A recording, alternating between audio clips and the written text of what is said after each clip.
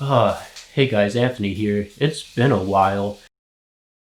I'm gonna explain and then my court case trial with this filing false statements thing. I'm also making some breakfast sausages and some eggs. It's 4 o'clock Sunday afternoon right now.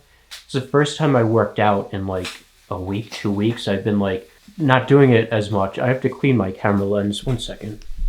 What is that on there? I don't know why I felt I had to show that, but I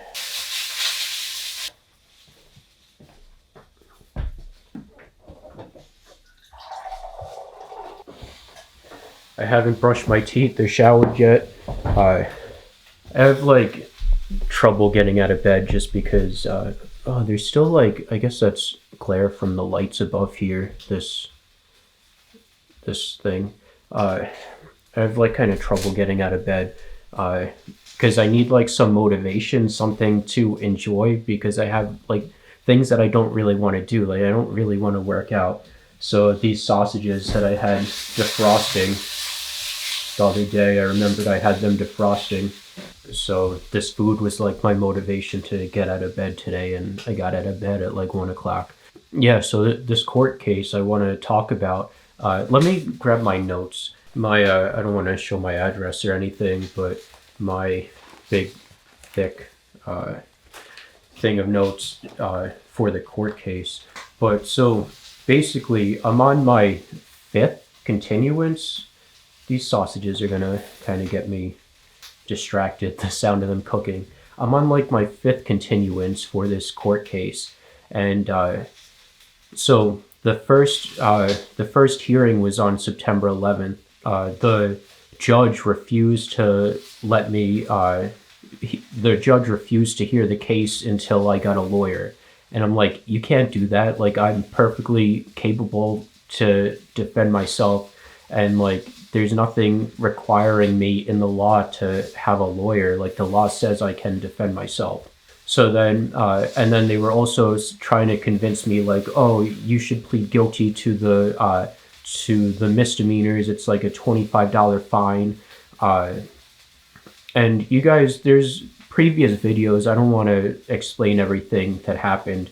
There's previous videos on this that you guys can catch up on. But basically, I went to purchase a gun on beginning of March 2020, and on the gun form, I checked off the box saying that I was never involuntarily committed to a psych ward, and I was involuntarily committed in 2009, but I don't have any recollection of that. The only reason that I know that I was involuntarily committed is because after all this gun stuff and I was denied the purchase of the gun, I looked into it, and the reasons why I was denied was for an involuntary commitment.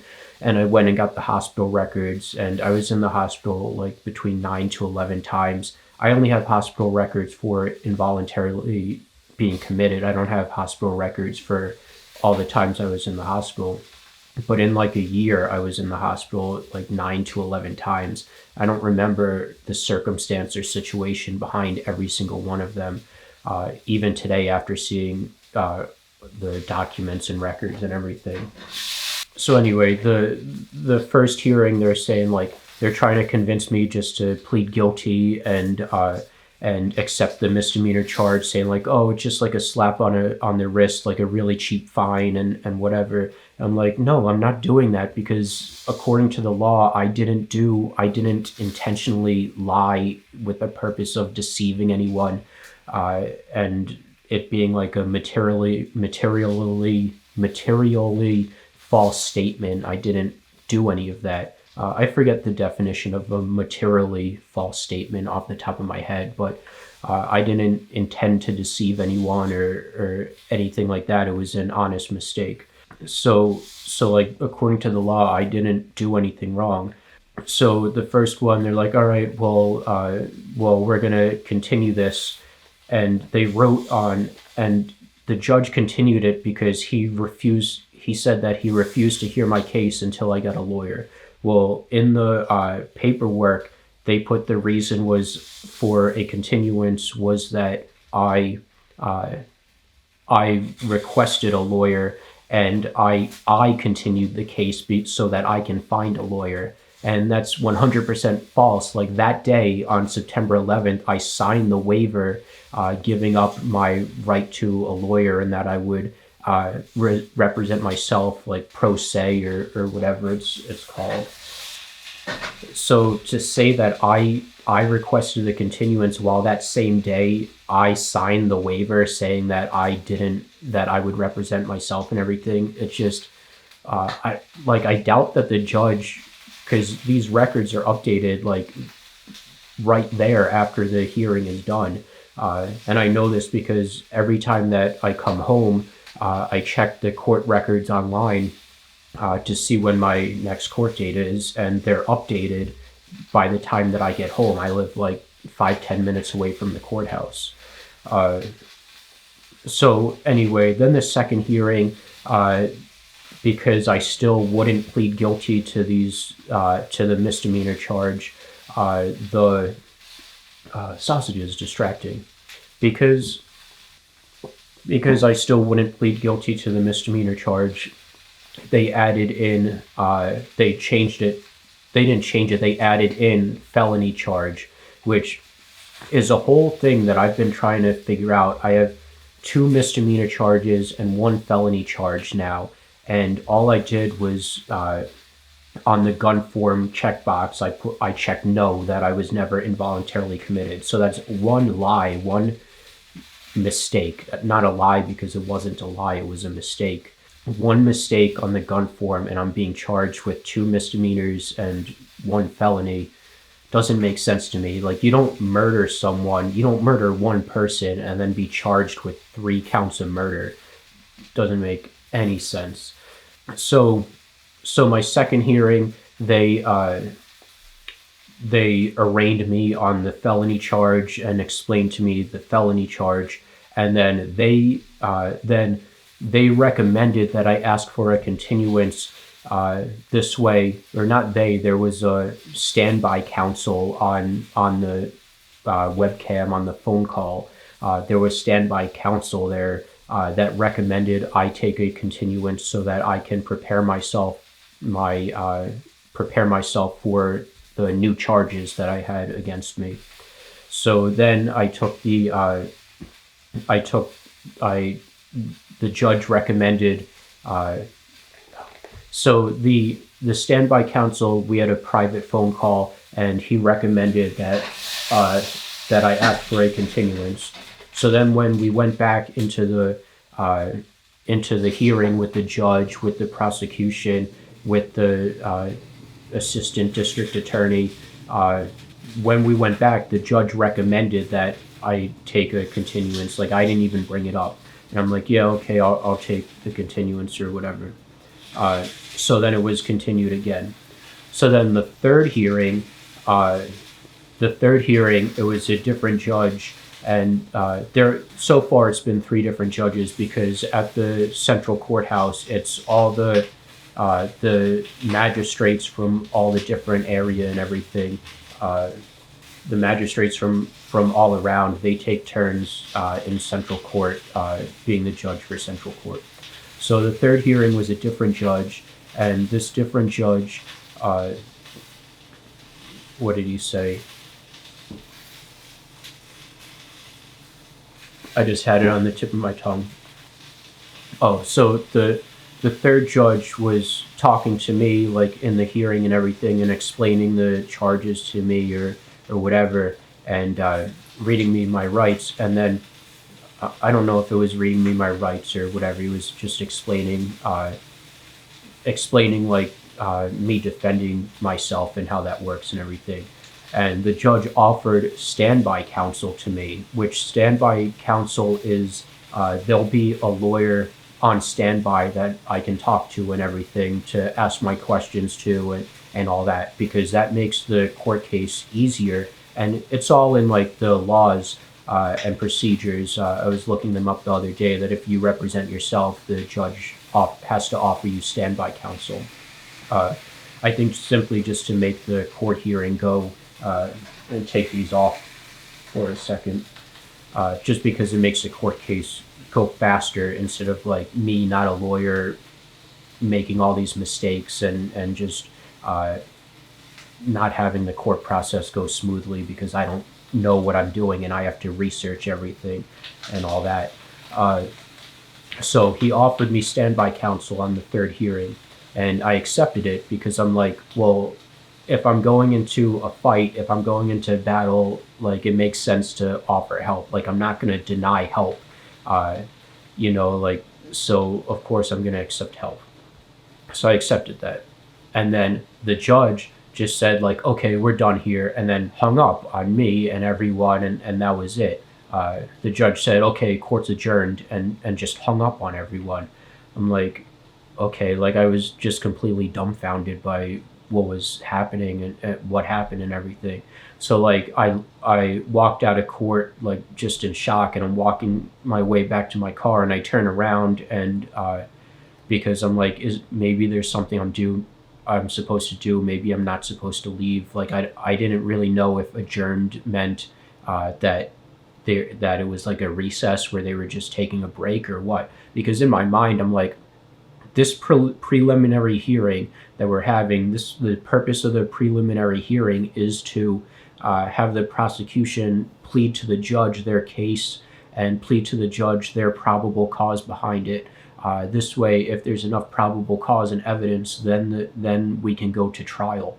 If there's not enough probable cause and evidence, then the judge would or should just dismiss it. It seems to me that the judges are really against me on this and don't really care if there's enough probable cause and evidence and all that stuff. But I'm like, this preliminary hearing, I don't really need to do anything. Like I can make my argument for why there's not enough probable cause and all that, and try to get it dismissed at the preliminary hearing. But there's not really a defense that I need to write up. I don't need a lawyer for that. I can do that myself. I don't even need standby counsel for that. So I was like really confused about he why he just shut down the court hearing that day, and I didn't know if I was supposed to leave or whatever. That's what I was saying. So I turned around and went back to court and asked one of the officers that were on guard there, like, am I supposed to leave? I don't really understand what happened. And he's like, well, what happened in your court case? I'm like, well, the judge just like I explained it to him a little bit better than this, but I said like the judge just said the court case was adjourned, and I don't know if that meant I could leave or not. And the officer's like, oh yeah, that means you can leave. So then I went back home and everything. So then that was, I have the records here. The dates don't matter. That was like whenever. So then on Friday, what day was it on Friday? After saying like the dates don't matter, I'm here thinking about dates. So on Friday, 2 days ago, I had my fourth preliminary hearing, and it was at 11:45, and I'm like up all night making sure that that my defense is ready and everything like that, and that like preparing for all this. And so then yeah, so I wake up, I forget to set my alarm, I guess, or I slept through my alarm. I was up until like 7 in the morning just thinking about everything. So then I wake up at like 10:45, 10:50 around there, and I brush my teeth like real quick and hop in the shower real quick and go right down to court. And I arrived there at like 1 or 2 minutes late, which isn't a problem because all these hearings are always run late, and every single time that I'm down there, say my appointment's at 9:30, there's times where I don't get to see the judge until 12:30. So my hearing was at 11:45. I showed up like 1 or 2 minutes late and didn't get to see the judge until like 12:30 around there, maybe even a little later than that. So I go in and I don't even remember like exactly everything that happened because I go in and the judge has like an attitude and is like aggressive towards me, and I feel like they're yelling at me to get me to comply and like or scare me or something. Like it's like I don't like being yelled at, like, because it makes me like shut down and gets me like flustered and confused. Like I can't, like I want to have like civil conversations, talking to people and explaining things, and be understood, and be reasoned with it and all that. So just starting off yelling at me is not a good way to have a conversation. It's not a good way to communicate with anyone. So the judge starts off yelling at me, and I don't know when this was brought up, but the judge said that, oh, so even before this, my standby counsel comes out to speak with me, and he tells me, uh, I've it, I had it written down somewhere. Uh, Let me check that just to make sure that I'm accurate in what I'm saying. Yeah, so I actually emailed that day right after the hearing. I emailed someone explaining what happened and asking for help and advice or whatever.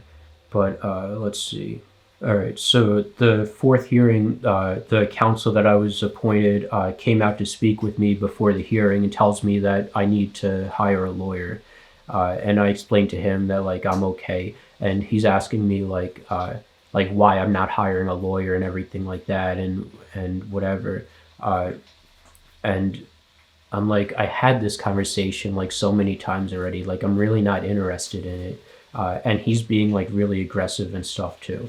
And I'm like, all right, I'm not changing my position. Like, I'm not hiring a lawyer. I'm perfectly capable of representing myself and everything like that. Uh, so like, I explained to him that I'm okay and will defend myself, but was offered counsel as someone to ask my questions to and get advice from. Uh, so then another person comes out, a woman in like maybe 55, 60 years old, and she's saying that she's a private lawyer and whatever. Like I haven't seen any of these people before at all, but she's like getting really aggressive to me too, and to the point of like where I just turned around and walked away because she continues telling me that I need to hire a lawyer, and oh, you don't know what you're getting yourself into, you need to hire a lawyer. And I refused. I'm like, no, I've been through this already, and she was so aggressive. I just turned around and walked away from her. And this is supposedly the counsel that I'm appointed to. The standby counsel that I'm appointed is trying to bully me. Yeah, so I didn't really like that. Oh, so this is what happened. So I go in to see the judge finally, and the opening statement the judge says is that I'm dodging the hearing, that it's my fault and I'm dodging the hearing because one day I say that I want a lawyer and the next day I say that I don't want a lawyer. And I'm like, no, I've been consistent since the very first hearing that I want to represent myself. I signed the waiver on the very first day saying that I want to represent myself. And this is the same judge that I had on the third hearing, the previous hearing, the one who appointed me standby counsel. So I'm like, we had this conversation last time I was here. Like, I signed the waiver saying that I want to represent myself, and he's like, well, the notes say that on the first hearing you requested a continuance so that you can hire a lawyer. I'm like, no, I signed the waiver that day and whatever, and he just wouldn't hear it and gets like really aggressive with me. So then, and like, I'm literally here with like my notes and arguments and everything at every single one of these hearings, trying to have my preliminary hearing. And like the first hearing, the prosecution, Todd Spinozzi, is trying to convince me to plead guilty and say that I have no chance winning this and that the judges aren't going to listen to me and blah, blah, blah. I'm like, what's the point of a trial and fairness in court if the judges aren't going to listen to me? But the first hearing, like, the prosecution is trying to get a continuance and everything like that, trying to do that. Well, that's not true. I don't remember. I said in court that the prosecution asked me to ask for a continuance on the first hearing, and I don't. That might, now that like I said that off the top of my head because I was angry and frustrated, I'm not sure if that was actually true. But let's see. But yeah, like I said, I've come here with my notes and everything every single time. This is why I shouldn't be looking at notes, because I'm not going from memory anymore. So then the judge says that, like, we can't have my preliminary hearing today because so then, like, the judge brought up real quick, saying that he needs to get me evaluated for a mental health evaluation to see if I'm capable of representing myself, or if I might be insane. And he mentioned that real quick, and I got, like, it just made me more frustrated, but I didn't, like, say anything about that, because it's like the first time that I'm hearing this. I didn't know how to respond to that. So then he also says that my standby counsel has a doctor's appointment in half an hour, and so I can't have my preliminary hearing. And I'm like, I'm okay, like, with standby counsel or without standby counsel. I'm perfectly fine to have this hearing. I want to have this hearing today. And he's like, well, you're not getting a hearing because, like, this is exactly what I'm talking about. You're dodging the hearing. You're dodging the hearing, blah, blah, blah. And I'm like, no, I'm here. I'm ready to have my hearing. I've been ready to have my hearing, everything like that. I don't care if my standby counsel is here or not. I'm perfectly fine to do it. So then he's like, keeps saying that I'm dodging the hearing or whatever. I'm like, well, put in the notes for this hearing that the reason that we went into a continuance is because my standby counsel has a doctor's appointment, not because I'm requesting a hearing, because I also made him aware that the notes were false from the first hearing, that I didn't request counsel on the first hearing and everything like that. And it continually is being brought up in court that I requested counsel when that's not true. And I explain it so many times that it's not true. So anyway, the hearing was continued again, and all that stuff. But so then this mental health evaluation thing, like, I'm looking at it, and it's like there's a 55-page document. You can look it up if you look up Pennsylvania competency. If you Google initial competency hearing Pennsylvania, so initial competency hearing Pennsylvania, you'll find, like, the first thing that shows up is a 55-page PDF. And I'm looking through the whole thing, and it's like the judge can declare you mentally incompetent to defend yourself, and then send you to nothing short of a re-education camp until you agree with them, until you're better. I'm like, this is seriously like a re-education camp to convince you to believe whatever they say, and won't let you out until you believe what they say and you start agreeing with them and going with them or whatever. I'm like, it's completely Orwellian and asinine. The same thing with me being charged 3 charges for making 1 mistake on a form. So then I emailed my lawyer Friday night, not the lawyer that I have assigned to this case, but my friend who is a lawyer. I emailed him asking, like, if I can just hire him as standby counsel, because then, like, that would be cheaper for me. And then I don't have to worry about them saying that, like, oh, I wanted him to help me with this mental incompetency thing that they're trying to say that I did and everything like that, or trying to put on me, because I don't want to go down that path, because whatever. So then the other day, yesterday, I was looking at a story on like Cointelegraph or something with Virgil Griffith from Ethereum. He went to North Korea to tell them how they can avoid sanctions using cryptocurrency, U.S. sanctions using cryptocurrency, and then got charged with all these things on, like, conspiracy against your country or something like that. I don't know the exact details, but reading the story on Cointelegraph, it said that he filed a motion to dismiss because of lack of evidence or lack of probable cause or whatever. So that's what I'm thinking of doing now. since they won't have this preliminary hearing so that I can argue for it to get dismissed there or move it to trial, because then I'll prepare my arguments in defense for trial. If they don't have this preliminary hearing, then maybe it's better for me just to file a motion to dismiss there, and then that kind of forces this preliminary hearing to happen, because this preliminary hearing, as far as I understand, and all the research that I do, and the lawyer that I spoke to tells me that a preliminary hearing is for the prosecution to plead their case and show probable cause or whatever. They're refusing to have that, so I can kind of force them to do it by having a motion to dismiss. So that's where I am now. I really want to eat breakfast and everything. Eat breakfast at 4:37 p.m. And cook and all that. All right, thanks. So this is what we have though to eat. Some sausage links, like maple sausages, and I think maybe there's something else in there too. Then eggs with Munster cheese, some butter, 3 eggs. I'm using a different pot because sometimes I get bored of my eggs. Oh my god, I have to turn this off.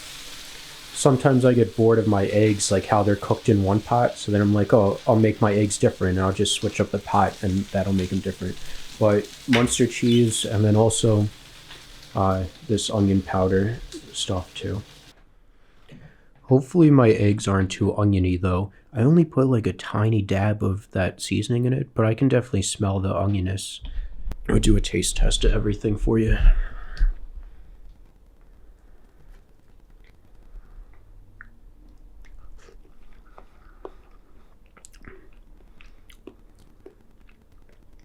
They're good. Maybe just a slight bit too oniony, but not too oniony at all.